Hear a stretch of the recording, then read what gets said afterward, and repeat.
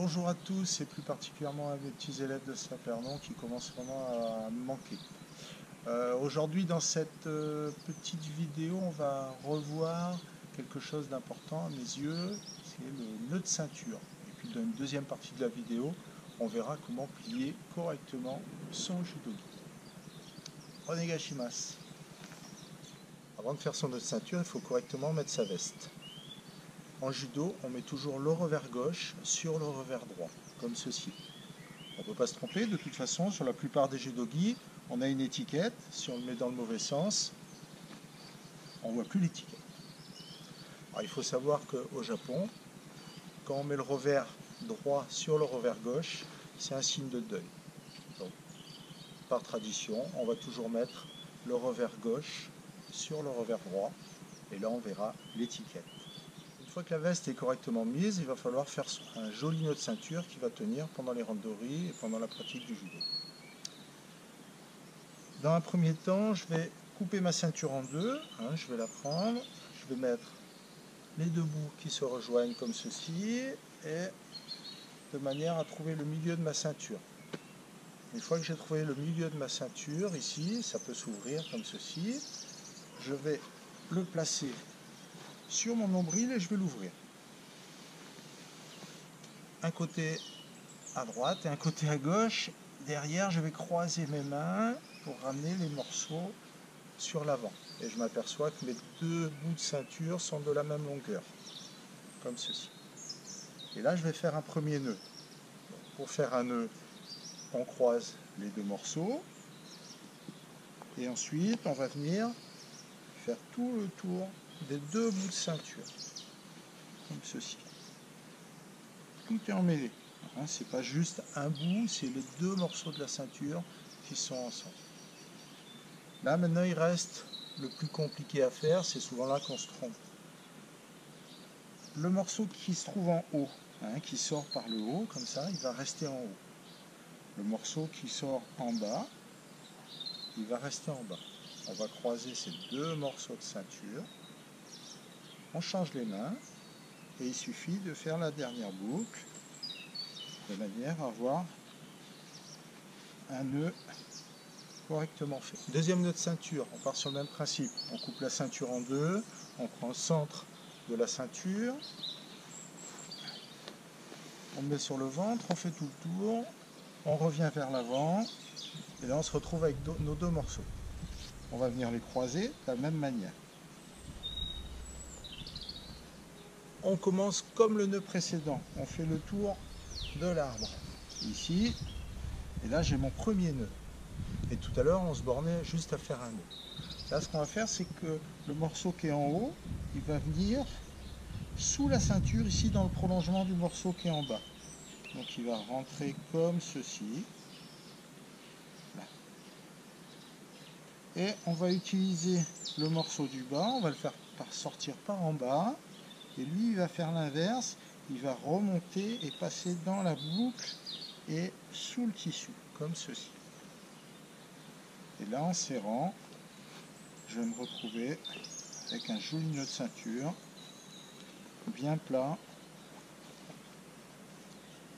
Troisième nœud de ceinture, un nœud un petit peu différent, ça à utiliser quand on a une ceinture un petit peu plus longue. On repart toujours du même principe, la ceinture coupée en deux, je mets sur le nombril, je fais le tour, et je viens faire ma première boucle. Je fais ma première boucle, comme ceci. Ici, au lieu de repasser à l'intérieur comme j'ai vu avant, je vais positionner mon nœud de ceinture en faisant un quart de tour comme ceci. Au lieu d'aller vers le bas, là je vais le poser horizontalement. Ensuite, le nœud du bas, au lieu d'aller directement ici, je vais lui faire un tour de l'ensemble. Comme ceci. Enfin, je vais lui faire un deuxième tour en passant dans la boucle et en passant à l'intérieur sous la première sangle. Et il me suffit de serrer et j'ai mon nœud de ceinture. Alors, pour être le plus complet possible dans toutes ces explications, je vous ai parlé de couper la ceinture en deux, de la passer dans le dos.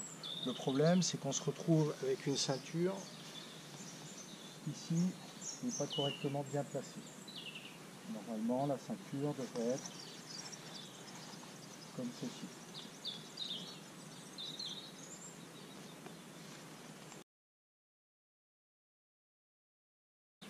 Deuxième partie de la séquence vidéo, la manière de plier son judogi. Pour le mettre dans son sac ou pour le ranger tout simplement dans son armoire. Alors, la première chose, ça va être d'étaler la veste du judogi ici devant soi, comme ceci, en respectant les coutures. Donc il suffit de mettre les coutures bien alignées et comme si on l'avait sur toi. Donc le revers gauche sur le revers droit, ici, correctement. Donc première chose à faire, ça va être de plier les manches l'une sur l'autre, comme ceci, de manière à avoir un rectangle. Une fois qu'on a notre grand rectangle, on va venir prendre le pantalon, qu'on va plier en deux, ici. Alors le petit bout qu'on a sous les fesses, là, on va le rentrer de manière pareille à ce que le pantalon fasse une espèce de rectangle, et on va le poser correctement sur la veste, bien centré. Le bout qui dépasse, ici, on va le ramener dans l'intérieur, comme ceci. Voilà. Une fois qu'on a fait tout ça, on va faire deux petits plis de la largeur du col. Donc on va faire un premier pli comme ceci.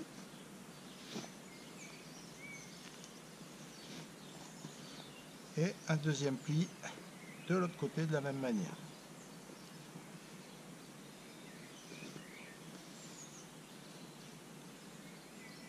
Une fois qu'on est là, il va nous suffire de le couper en deux, comme ceci, pour avoir notre judogi correctement plié. Notre ceinture, déjà, pour éviter de la perdre ou de l'oublier, elle va nous servir à quelque chose. Donc, on va prendre notre judogi, l'entourer avec notre ceinture, d'un sens, dans l'autre, et on va faire correctement notre nœud de ceinture. Donc pour ceux qui ont bien regardé le début de la vidéo, ici j'ai mes deux bouts de ceinture. Le bout du haut, il va entourer l'ensemble des deux bouts de ceinture, comme ceci. Ensuite le bout du haut il reste en haut, le bout du bas il reste en bas. Je croise et j'ai mon joli nœud de ceinture. Alors là, la ceinture est un petit peu longue, c'est pas grave, hein, je vais pouvoir, si je veux, faire un deuxième nœud ici. Hein, c'est pas le but, mais bon. Je vais faire un deuxième nœud, et comme ça je m'entraîne.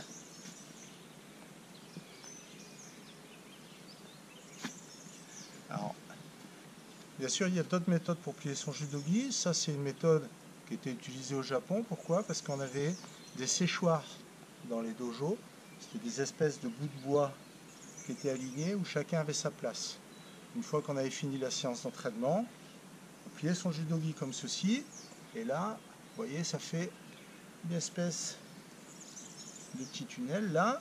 Donc il suffisait de mettre son judogi comme ceci et ça pendait et on avait tout le judogi. Arigato gozaimashita.